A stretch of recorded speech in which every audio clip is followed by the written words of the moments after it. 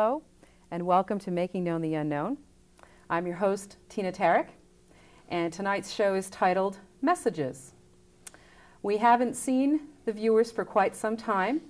We're happy to be back, and I'm happy to have back with me our guests, Sidney Schwartz, middle school teacher from Hackensack, New Jersey, and Bible researcher. Hi, Sid. Hi, Tina. How are you? Good. And Reverend Hewitt, pastor and founder of Gifts of the Spirit Church in Chesterfield, Connecticut, and medium. Welcome, Carl.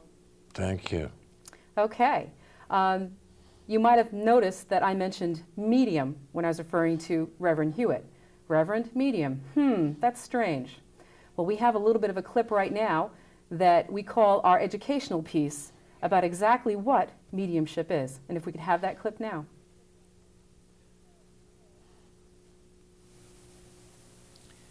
In the Bible, Paul explains that everyone has two bodies, a physical body and a spiritual body.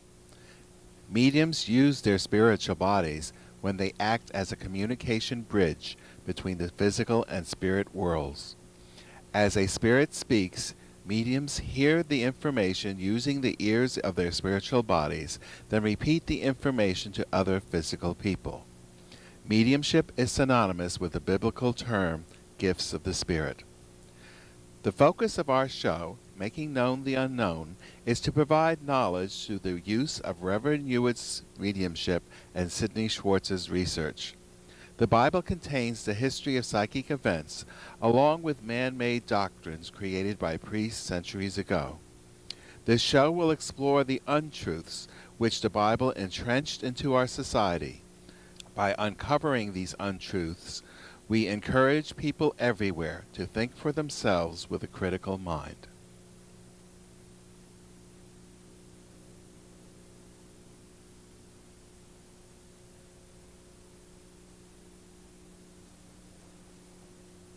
Okay, now, just to remind our viewers that we are live, and if you would like to contribute to our topic, you have any questions about past shows, this show, the number on the screen should be coming up shortly to call. And in the meantime, you might have noticed that we haven't been live for some time, a good 4 or 5 weeks now. And some of you may have been wondering why. And in fact, Reverend Hewitt here has been a little bit under the weather, but in a very unusual way. And so what I'd like to do now is have Reverend Hewitt explain exactly what it was that happened to him and why we haven't been having the shows. Well, it was on April 27th that I was doing my work, of course, doing private readings. And most of the public does not know the dangers of overdoing this work because of the energy it takes from a medium. And in this case, this man has been coming to me, a businessman has been coming to me for probably 20, 25 years. And he has a habit of coming in, and I only allow an hour, and he knows it. And he would come in for a reading for himself, and when the reading was finished, he would go into his left pocket, pull out an envelope with pictures in it, and then probably 25 questions dealing with somebody else, probably a neighbor down the road.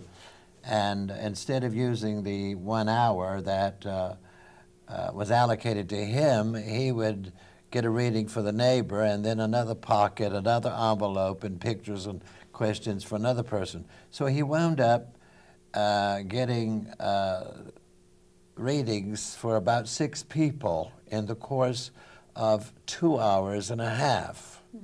He took so much energy out of me that I had a stroke. Now, as a minister, I have officiated probably as many as 11 or 12, I'm not sure how many now, of the other mediums, great mediums, that have had strokes because they overdid it. This is how dangerous this work is if you do too much. This is why mediums usually have a timer, and you can only do so much, and if you overdo it, you're in danger. And so one of the great mediums of all time was Billy Turner from Rochester, and he was to appear at my church on a Sunday, and I was to work in Atlanta, Georgia that same Sunday. And he called me the Saturday before, and he said, Carl, I just can't do it. He says, I'm exhausted. My mother does my booking, and the poor soul, she tells these people, you know, if you promise me you won't take more than 10 or 15 minutes, you know, you come in at a certain time, and then she'll tell somebody else to come in, and all of a sudden she's got 8 or 9 people within 1 hour, and he says, I'm exhausted. He says, I just about could crawl in the bed. And he was so burned out. When I got to Atlanta, I walked into this chapel where I was to work, and a lady met me right in the doorway and told, did you hear what happened to Billy Turner? I said, don't tell me he passed. She said, yes, he did. He was so exhausted he died. Well, this time I had this stroke, and I almost died. It was very, very close, 5 weeks ago. And my doctors were flabbergasted that I have pulled through this way. It's a miracle that I'm here sitting under these lights in this studio. So it was a very close call. So I don't know how long I will be unable to do any of this work. It's dangerous to overdo it. The average person does not know. It's the life force that it takes to do the work, because it is the spirit body that is used during this time. It's something that the average person doesn't even know exists, because religion does not want you to know anything about the spirit body. They only want you to know about the physical. Well, we're certainly glad to have you back. Thank you. And you do look wonderful for having had a stroke. The I'll have to tell you. The doctors are mystified. And all of the times I've ever met anybody or been connected with anybody who did, it's almost hard to believe that you did have one, but you sure did. I know the that doctors for a fact. think this should be wrong with you, and that should be wrong with you, and that should be wrong with you. And you know, two of the doctors says, "Are you normal?" I said, "What's normal? What's normal got to do with?" They've got to raise the bar a little bit here, I think, when they're talking about right. normal. Yeah. Okay. Thanks Thank you for asking. that. Now, I bet most of our viewers would have no clue that they is the don't. kind of thing that a medium goes through. So my when they advice read. to the listeners: you go to a medium, don't ask questions about other people. Go for your own self. Don't burn the medium out. Don't do that. Okay.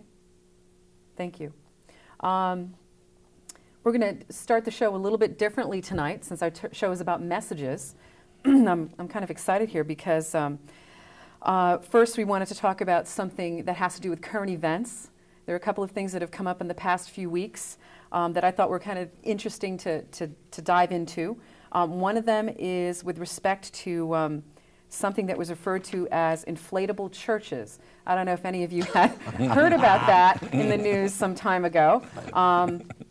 I thought that was pretty funny. I found an article on the internet about them, and I guess what I wanted to do is kind of throw over to Sidney or Carl, whoever wants to chomp at the bit first with this, what their thoughts were about inflatable portable churches. Evidently what this is, and I really didn't clarify this, is that this gentleman has developed these churches fully including pews and a pipe organ, I guess a PVC pipe organ, for about $35,000. It deflates. You can put it in the back of his truck, give it to a priest or a minister. They can go, inflate it, and have church wherever they want.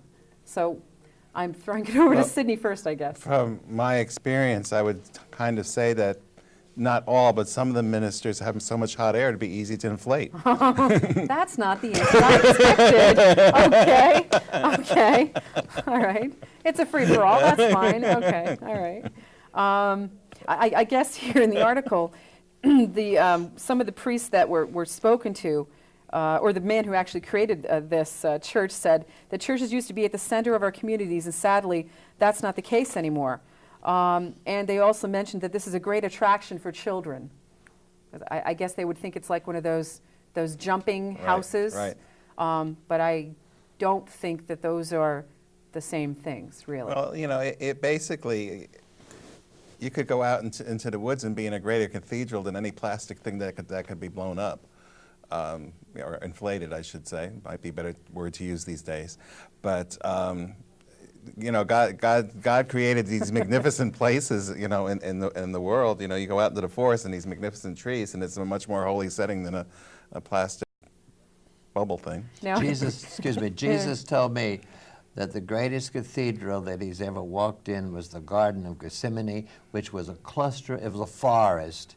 And in that forest were all these boulders. He loved that area. He loved that area. And there was certain stones or boulders that he would go and he would sit on. And he didn't even like his students to be there. He told them to go to another place. He liked his own space, you know, and he didn't even like them around because they were always squirming and talking and whispering to each other, because that changes the vibrations. Because a lot of times I like my own space too, you know, because everybody has different thoughts, different vibrations, and this is why he liked to spend his time alone. And the students were probably bombarding him with questions and find out what Moses says about this and what Elijah says about this and all this other stuff. Yeah. well, I guess this gentleman is quoting here that in the Old Testament, we read that God's ancient people worshipped in a tent. And then he said, God is on the move and tells us not to be sidetracked by our buildings. Well, Is that a stretch? well, what you yeah, know about the Bible? In the Bible, yeah, when the Hebrews left Egypt and they were in the desert for 40 years, they did worship in a tent. It was called the meeting tent or the tent of the congregation. But in actuality, the Hebrew actually was the tent of the appointed time. That's because when they were doing mediumship at the time, because Moses would go out to the tent with Joshua, and Joshua would act as the medium. He'd go into trance, ectoplasm would come out of his body, and this pillar of cloud would form, and when that happened, the spirit would go into that, put it on like a wetsuit, animate it, and speak. And it says in there in Exodus chapter 33, verse 8, that when people had any questions or disputes or wanted to ask God a question, they'd go out to the meeting tent, and there'd be no point in going out there unless they can get an answer. So it was their way to commune with spirit, which would manifest in the tent. So that's the history of that, and part of that tent was divided off with a curtain, and that was the Holy of Holies, and that was the medium's cabinet where the medium sat in to condense the ectoplasm to have this whole phenomenon to happen. So even today, if you go into certain churches that do practice mediumship, many of them do have a cabinet. They have a little curtained off area within their church for the medium to work in. But yes, and so initially, yes, it was a tent because they had no buildings, they were on the move. So originally that would be correct. Okay. So I guess somebody who has very little knowledge of the Bible would hear this and say, that must be true. Right. So it's a good thing. The other comment is, how many churches you know could afford a $35,000 inflatable church to truck around? Right. You know what I find strange around here in this area, different than the South? I'm saying this from the phone calls I get. There was a person that called me not too long ago before I had the stroke, and this person was saying that I found it very strange that Jesus would appear to me, because I'm not Catholic, and would appear to me and talk to me as if the Catholics have a monopoly on Jesus. Nobody else does. Right. I mean, this just blew me out of the water. And I said, well, why should Jesus just communicate with the Catholics?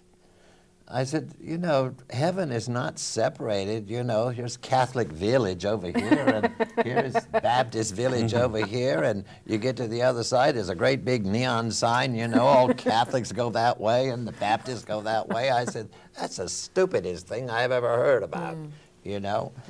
And I says, do you have a Bible? She says, yes. I said, well, do you ever read it? Well, she said, I was told to buy a Bible years ago, but not to read it. Now, isn't that the stupidest thing you ever heard of? She said, well, they told us they could have a Bible, but not to read it. I said, well, you know why they told you not to read it? I says, because if you read it, you'll have a lot of questions. Because there's a lot of stuff in there that they don't want you to know.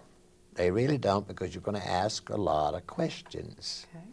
Because if you read the Bible, it talks all about spirit communication with you.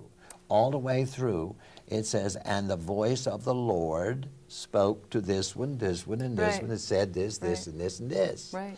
But I said, if you understand it correctly, when it says, and the voice of the Lord spoke to this person, in those days, when a person heard a voice, they used the word Lord as respect for the person that is speaking to them. If they couldn't see the person but yet heard the voice, they addressed that person as the Lord out of respect. Okay. And then also when it says, and when the Lord spoke to me, that word spoke that we have in Hebrew really should be the verb form of the word oracle, which we don't have. Okay. And the closest thing we could have to it is clairaudiently said, psychically said.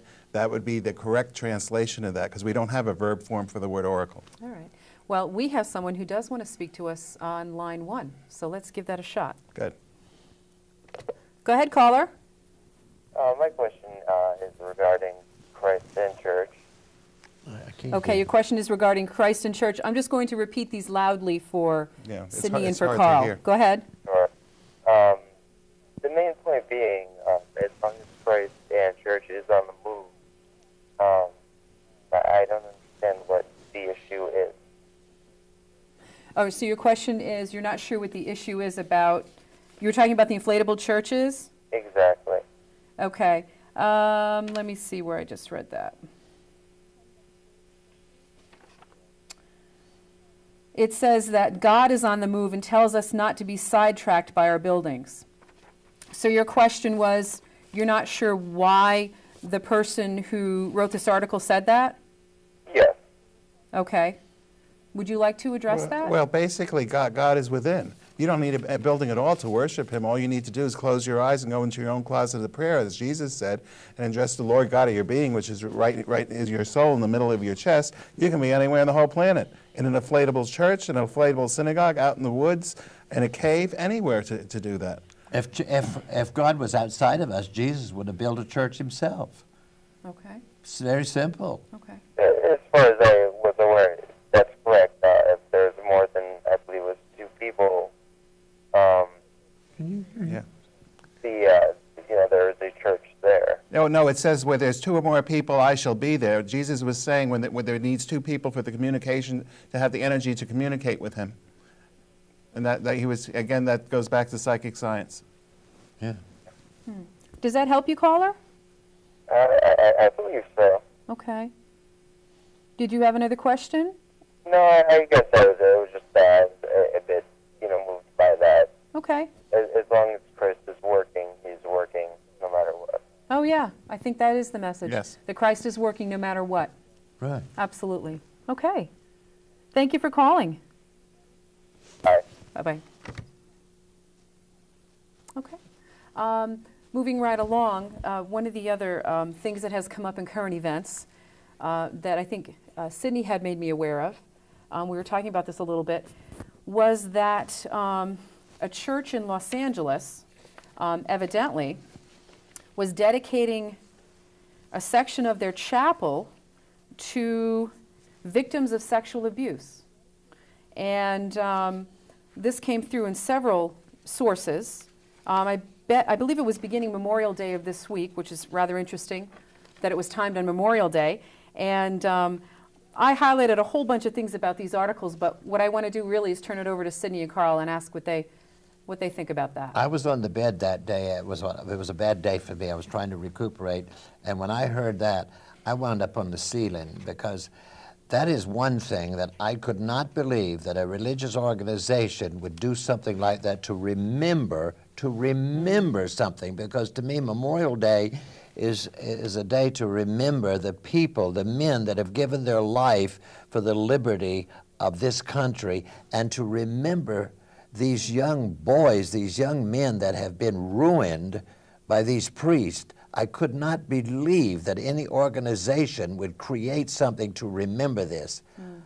I mean, my God, how far can anybody go to create something like this?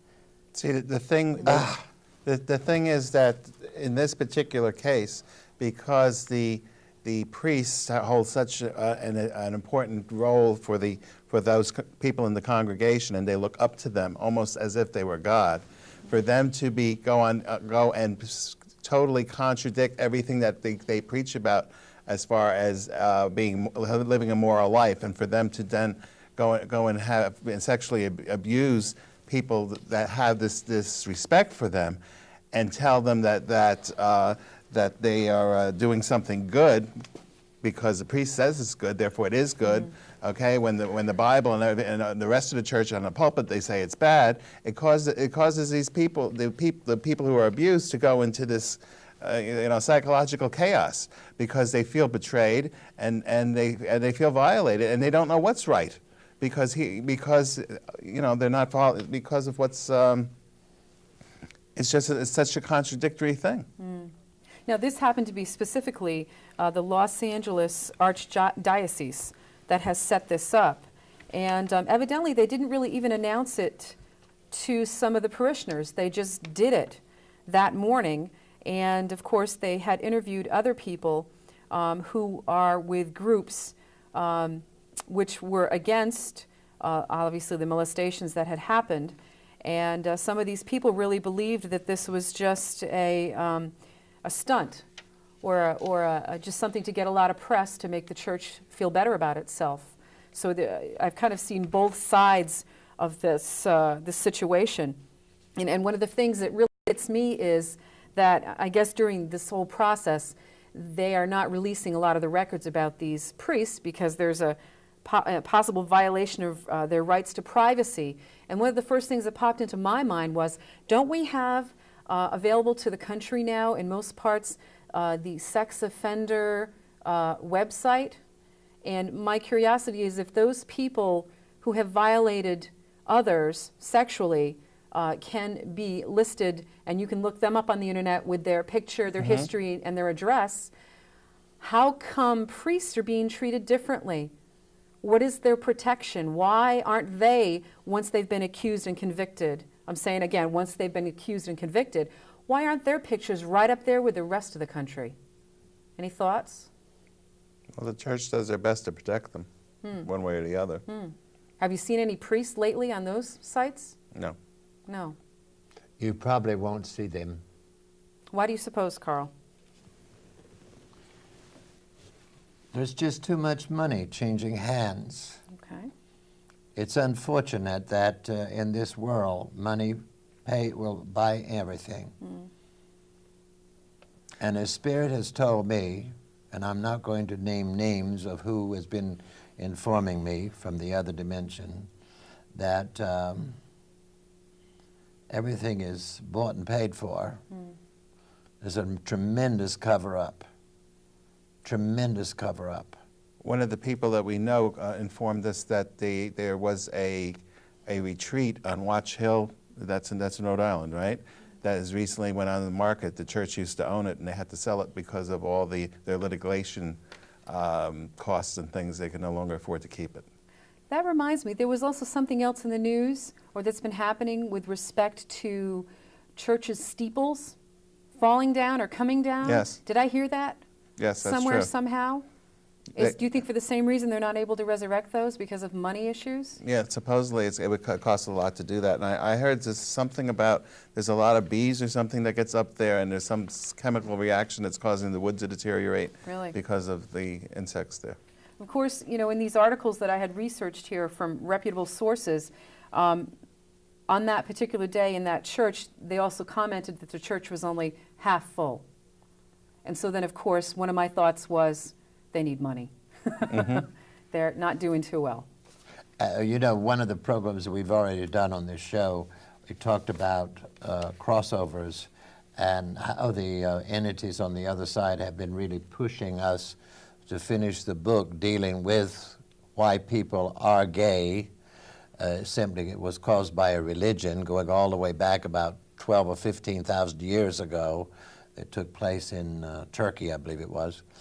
They want us to finish this book because the people need to be enlightened, because it's because of the soul. One of our people connected with the church, I didn't tell you this, went out, and this person is checking people out, asking them, what do you think happens when a person, the soul changes, if the soul comes back? For instance, a person dies and then comes back, but doesn't come back in the same gender. For instance, if it was a female soul, female here, dies and comes back, but comes back in another opposite, comes back in a male body. What do you think happens? Oh, that happens all the time. The person comes back in a male, comes back in a female. And ask the person what happens. And the person says, big deal, it happens all the time. Says, oh, no, it doesn't, you know. And he came back and told me, he says, these people are so ignorant, they don't realize it, that the soul is like a computer, because we've done a lot of testing with this. You take a person that is born. Let's take a man, for instance, a young man is born, and the body has no hair on it, and the body is feminine, and every trait he has is more feminine than masculine. You see? Well, this soul that's in the body was in a female body, perhaps several times, coming back. Now he's in a male body. Well, he's going to be attracted to another male. It is as natural to him as if he was a real female. It's natural to him. Also, there's a certain part of the brain that is a different size in a male than in a female. Exactly. And if in a gay person, it's the size of a female, even though it's a male body. Yes. Really? And that's because when the soul goes into the body, when a baby's conceived, before the soul goes into the body, the soul attaches into the mother's aura, and it actually orchestrates the genetics that's happening in that body. So the soul knows that it's going to be crossing over. So therefore, it regulates everything. It causes the brain to form in that way, and that's what causes it to be the other size. Wow. 3 people that crossed my path that was gay, they took their own life. These 3 people returned, talking to me, begging me to do the book, to get it out so that parents would understand their children. Good. Because there's more people like that, crossovers today on the earth plane than ever before. And we're not talking about, priests that are violating children. That's right. Right. That's okay. right. All right. We're That's not talking about an unnatural situation. That's We're right. talking about acknowledging homosexuality, Right. and then in Right. fact these priests may very well be. Right. Right. And with that, I do have a caller on the line. If we could Okay. take this Go call ahead. before we get too far down that road. Okay, thanks. Go ahead, caller. Thanks for waiting. Yeah. I am a little upset over your so-called Reverend there. Okay, go ahead. Why? People discussing that the Catholic Church, the priest, and pedophilia. Okay. When you're not speaking of pedophilia within all churches in this world, including your own, if that's what it is. And I disagree, and I just don't like him knocking the Catholic Church. You have a good point there, caller, Okay. because pedophilia actually is found in all churches, just like Why you don't said. you mention it? Why pick down a priest? Well, it just happened to be, the article happened to be from the Los Angeles Archdiocese. Fine. That was all. Let the diocese handle it. Right. But you're not. You're discussing it and you're taking it apart. And your good Reverend over there is upset. Oh, it's a matter of money and all that kind of a thing. Well, it isn't. He probably doesn't understand the inside of the Catholic Church. Okay? And I think it's wrong for one so-called minister to attack another so-called minister called priest or whatever they are called. Not right. We all believe in the same God.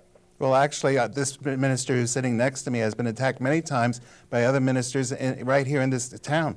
He was ambushed many times because they were upset with what he was teaching and tried to persuade him to stop. Well, fine. Did the Catholic Church do that? Yes, they were involved. Where? They were involved. Where? Where was the time you were called into that meeting? Right here. Right here in this area. It was right in this area. Yeah, but you're not answering my question. Right in this area. The area means an awful lot. It could be a diocese thing. It could be the whole eastern Connecticut. It could be southern Connecticut. Right in this County. right in the Connecticut area. Well, that's a big area, my friend. Well, I'm not I going. disagree. I'm not going any further than upset that that. you're picking on the priest of I'm God. not going any further. I guess than there was one thing that you mentioned that Carl and Sidney may want to comment on, is that you mentioned that all the ministers and priests observe the same God. Maybe I Carl, would hope so. maybe Carl would like to address that. God is within me. God is within Sidney. God is within Tina. There is no one singular God. There isn't. No. Well, I think you're in left field, my friend. No, you're the No, one. we are body and spirit, and we are born to the image and likeness of God. You are brainwashed, mister. Am I? Yes. Well, I'm a very good Catholic, and I don't appreciate what Yeah, you're doing, well, and I don't like you'll find out when you Catholic get to the other side. You'll be Thank you certain. very much, sir. You'll be certain. Thank you for calling. Yes, good night, and have a nice night. Okay, you too, thanks. Okay, good. Ignorance runs rampant on this planet. Okay, so we're going to move right along there. We're a couple of other email messages and questions that were actually sent to us at making_known@yahoo.com, and we'll have that reminder again at the end of the show for those of you who feel more comfortable emailing us versus calling us.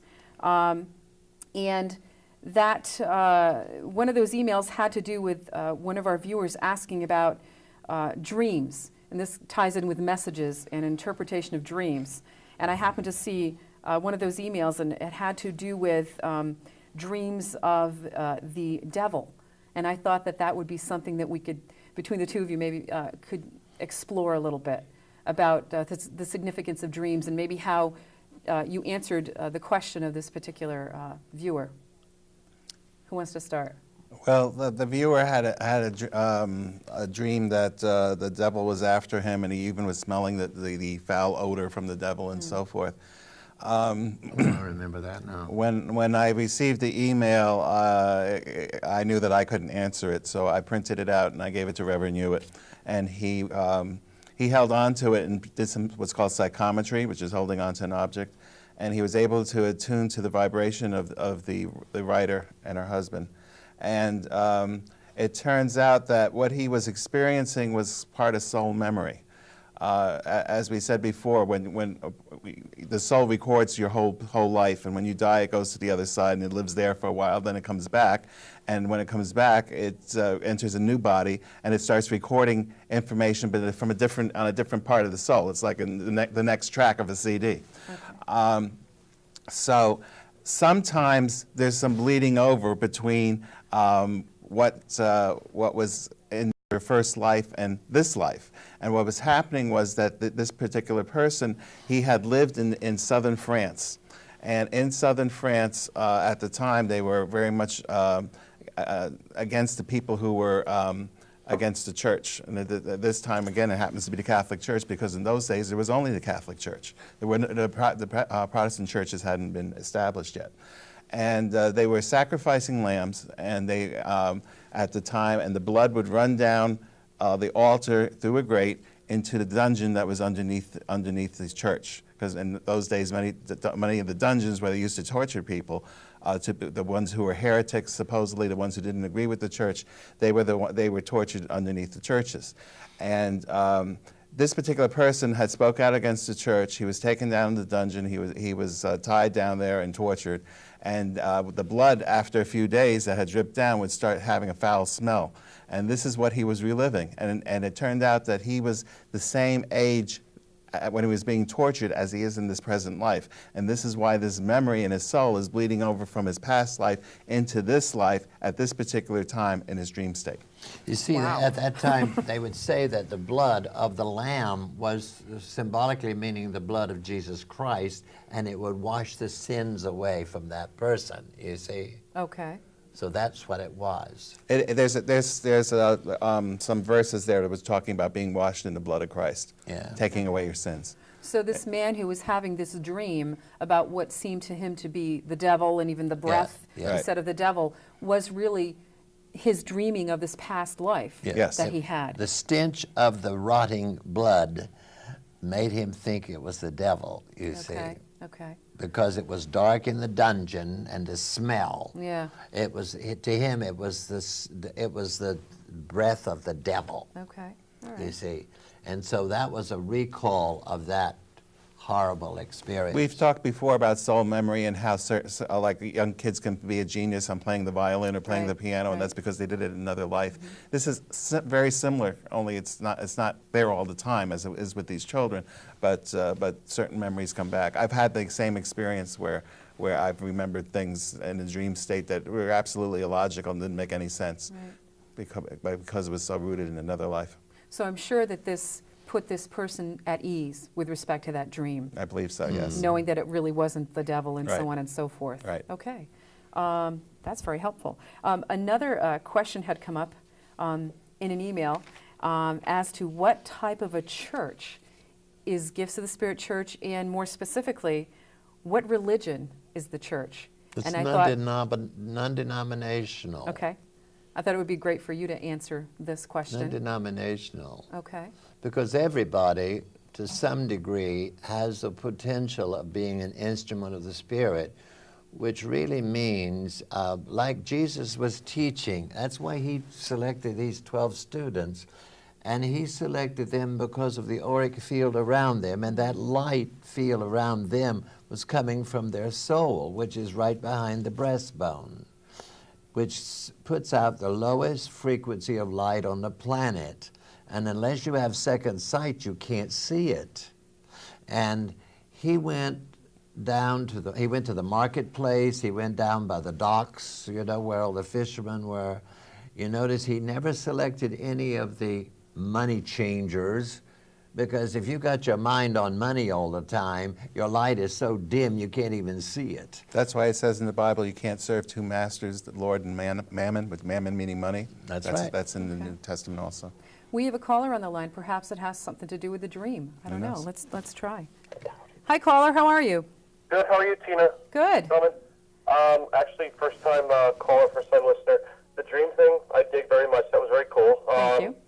I was actually calling to tell the last caller that he is obviously very ignorant, and I believe that he's trying to take pressure off of himself and trying to put on everybody else. Okay. So I agree with all of you. And just one comment on the dreams. I also believe that dreams are not about the devil, but actually about, like when I have dreams, they're actually, like my father, for instance. He comes back. He has passed. I believe it's, dreams are actually very good. Okay. But I want to thank you, because I hope the caller is still listening, because he is an absolute idiot, and I hope you all have a good night. Thank you. You Thank too. you. Thanks for calling. I'd just Okay. like to make a comment that for when loved ones pass over and to the other side, and they want to communicate with the people they left behind, the easiest way to get through to them is through the dream state, and that's why people will dream of the people they've lost that have gone to the other side. I'd like to do perhaps a whole show just on dreams and the interpretations, especially in the Bible and so on and so forth. That would be, I think, fascinating. Maybe some of our callers could call in with a suggestion or a dream that they had and maybe get a quick interpretation. That would be interesting. Okay. So you did address the question about what type of church. It's non-denominational. And what type of religion? That was the other question I had, and I was curious as to how What that would type be of answered. religion? Yeah. Well, see, I don't have a belief system. I have a knowingness system. I know that God is within me. And He is within me. And when I look at you, God, she is within you. And when I tell you to pray to God, she'll answer your prayers. I mean what I say. And I'm not going to tell you to pray to God, He'll answer you. I say to you, pray to God, she will answer you. Okay. And if you got that idea that God is just a He, then you got my teaching all mixed up. Okay. Remember that. Okay. All right. Somebody back there created this business that God is just an old man somewhere. Baloney. In the Jewish religion, when they talk about the story of Adam and Eve, I remember being a young child sitting in the synagogue, and they were talking about that God took took Adam and put him to sleep, and when he took the rib out, the rib was really the side, and he was really separating the female side from the male side, because originally the souls were all androgynous, just like mankind was all androgynous, or humankind was all androgynous, and it was separated out at a certain point, male, female.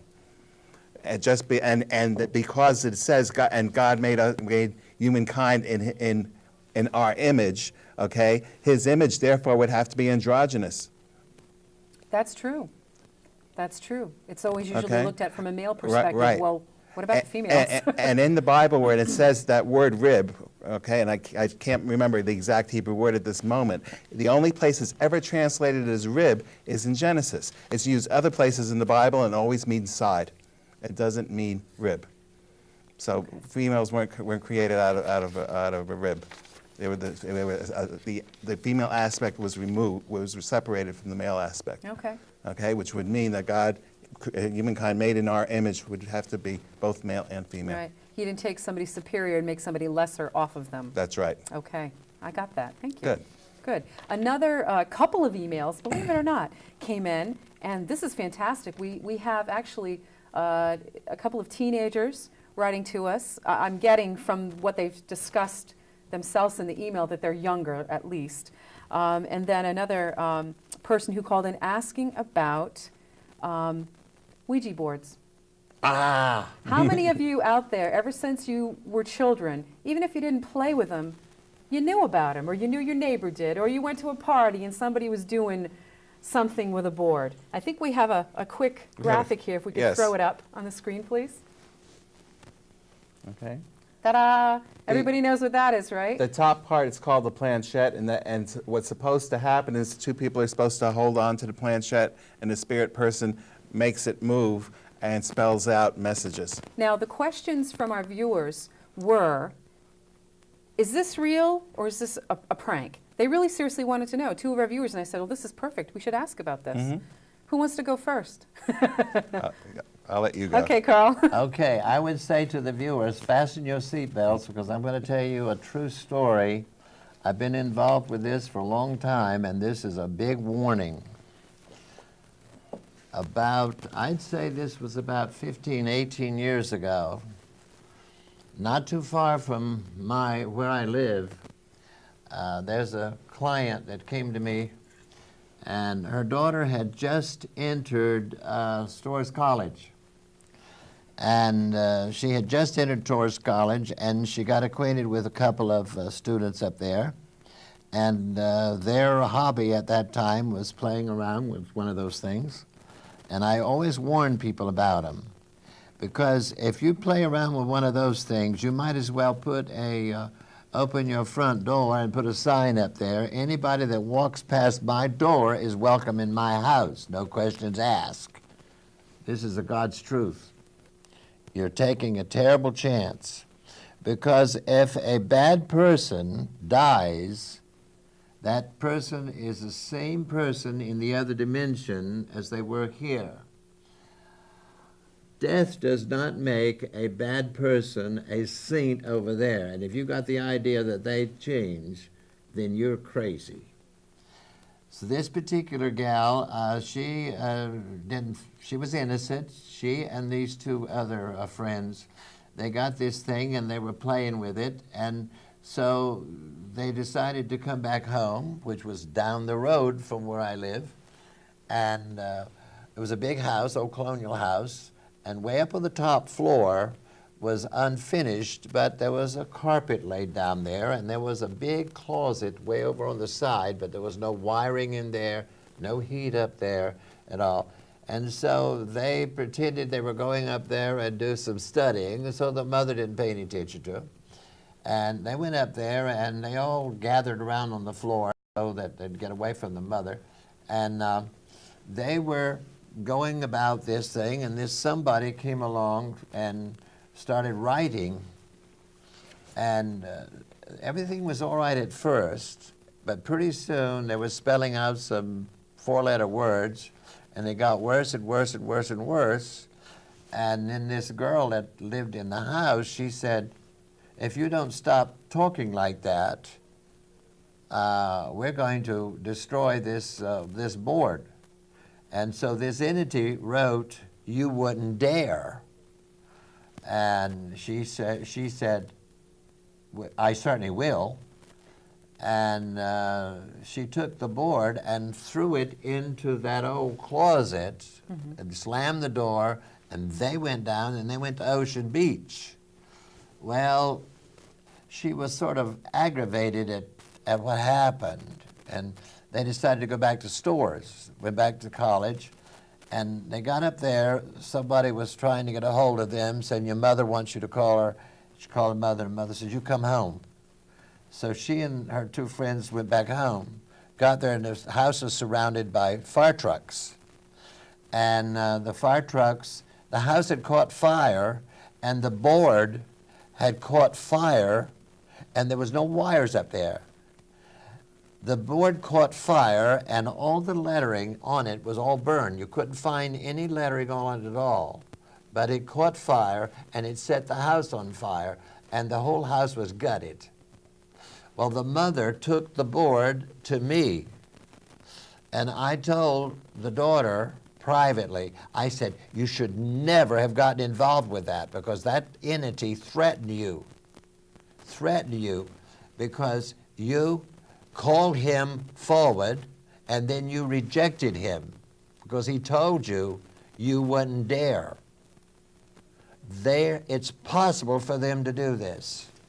Oh my goodness. It's dangerous. Once you call somebody in and then you reject them, you're in trouble. And you knew these people, I and knew their them. house burned to the ground. Well, and it I'm didn't sure burn to the ground. The whole it thing was was gutted, gutted. you said. It was gutted. So there's a public record of that too, if people wanted to check and look into that. Yes. Very interesting. I wonder what they had the I've cause known of fire of as. many cases like this. Was it undetermined, I'm assuming, for the cause of the fire? Undetermined. They couldn't understand how the fire started because there was no wiring up there.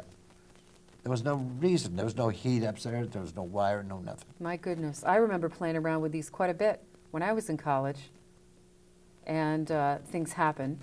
But I'm very glad I threw mine away. Something told me to throw it away, and I did. See, the spirit people, when we work with spirit, we attune ourselves to the higher frequency of spirit. And so that's who what spirit addresses comes to us, and those are all the positive spirits. The negative spirits, they don't get so much communication. There's not that many people willing to talk to them because who wants a negative person in their lives to wreak havoc on it?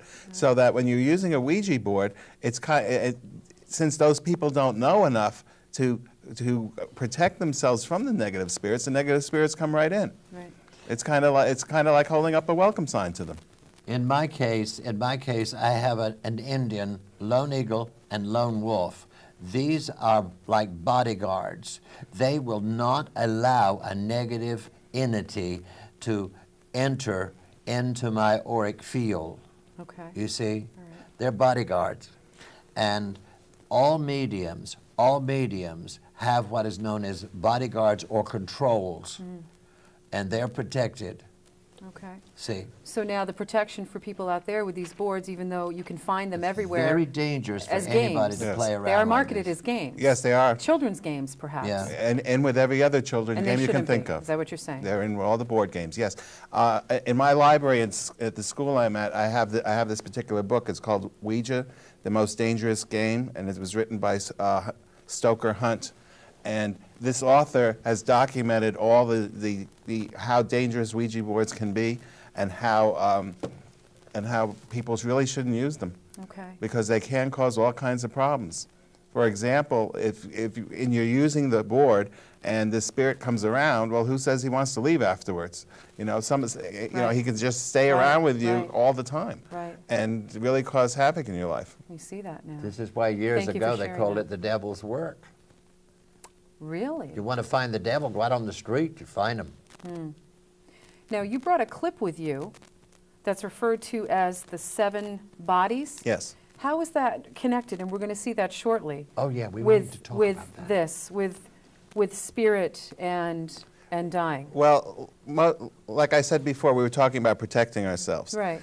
one time, Carl wanted to show me about Ouija boards, and he happened to have one, and he and I did it. And what we did was we sat down and we surrounded ourselves with the white light of protection, that we call it. Okay. By tuning ourselves into the white light, we're automatically going to the third level of spirit, bypassing the second level, which is Okay. the infrared, where all the negative spirits are. All right. So then from level 3 to level 7 was the ones that were working with us. And even that I found as a very frightening and negative experience, even though we were working with the positive ones. Okay. It was very unsettling. So this clip, we'll talk about the different levels of the spirit world and the people that reside there. Okay. If we could see that clip Right. now, please. We've got to talk And about ascended into the spirit world, he did so disappointed and frustrated. During his lifetime, Jesus demonstrated the gifts of the Spirit, but he did not teach the science behind the gifts. To remedy this situation, Jesus chose a medium, Saul, who was on his way to Damascus to persecute members of the new Christian religion. When Saul, whose name was changed to Paul, heard Jesus' voice, it changed his life. He agreed to become Jesus' medium. Jesus began to teach the sciences of the gifts of the Spirit through Paul's mediumship. Therefore, it is Jesus, through Paul, who explained that we have two bodies, a physical body and a spiritual body, in the 15th chapter of the first book of Corinthians. We live in the physical body when we live in the physical world. At death, we lay aside the physical body, and our soul, which is our spirit body, goes on to live in the spirit world. This simplistic truth was easily understood by people living in the first century. However, Jesus did not teach the complete truth because the first century people lacked the scientific knowledge to understand that we have 7 bodies, not 2. There are 7 levels on which we can live. The first is the Herdisan, which is our physical world. Then the dividing line between the physical world and the spirit world is called the veil. The second level is infrared, the lowest level of the spirit world. This is where the most negative spirits reside. The third level is called visible light. The fourth level is where the more spiritual entities reside. This level is ultraviolet and is the plane where physical beings can receive healing. Beginning with the 5th level, we come to the spiritual levels of X-ray, gamma ray, and the 7th level is the Godhead, whose residents are ascended masters and have all-knowingness. These levels are not like stairs, but ranges of frequency.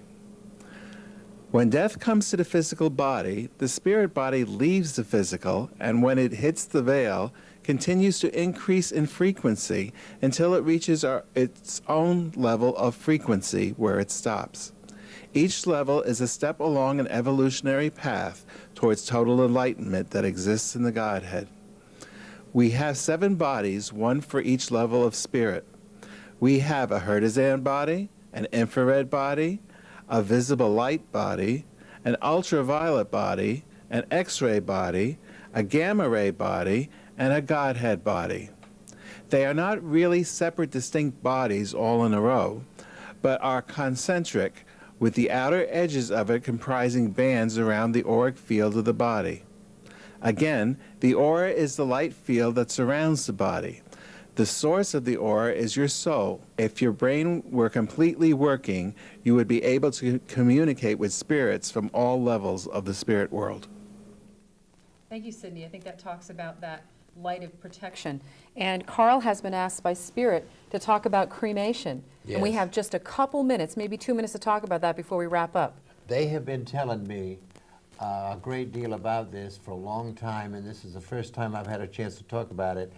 And the thing is, and some of the people will be shocked to know this, that cremation is the worst thing you could do because these bodies that we're talking about, 5 of the bodies, when the body is cremated, 5 of the bodies are destroyed by fire. Fire is the only thing that can destroy these 5 energy bodies. And they said that in the world of spirit, when the great events take place over there and the people are called into the great arenas, the last people that are called in are the burned people. And they are they're terribly damaged because of these 5 bodies being destroyed by the fire. Only fire, which is energy, destroys the 5 energy bodies. So now the importance of keeping those bodies with you when you pass over is so that you can continue to learn from the other entities in spirit? Yes. Exactly. Okay. And so without that, you just don't get it, I guess. You don't get it. Right. Okay. All right. This is why in some religions or some countries, they don't, they keep the body for 4 or 5 days or something like that. Well, and yeah, and then when they bury the body, they don't allow the people to go back to the gravesite for 30 days because lots of times if you do, you can see the energy, you can see the light coming from the body, from the grave, because the higher spirit bodies haven't left yet. Okay. All right. I think that's all we have time for in today's show. And as usual, thank both of you for contributing as you do so uniquely.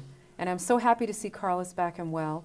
I want to remind our viewers, get the book, My First Encounter with an Angel, Revelations of Ancient Wisdom, by Sidney Schwartz and Carl Hewitt. Phenomenal. A lot of learning going on here. If they can't, Also, can't find it in the bookstore, we have it at the church. At the end of the show, there's a phone number for the church. There's the email address. If you need copies of the show, contact the studio. And if you want your friends and family members to see the show, wherever they live in the U.S., you call us. We'll get it there. Until next time, be well.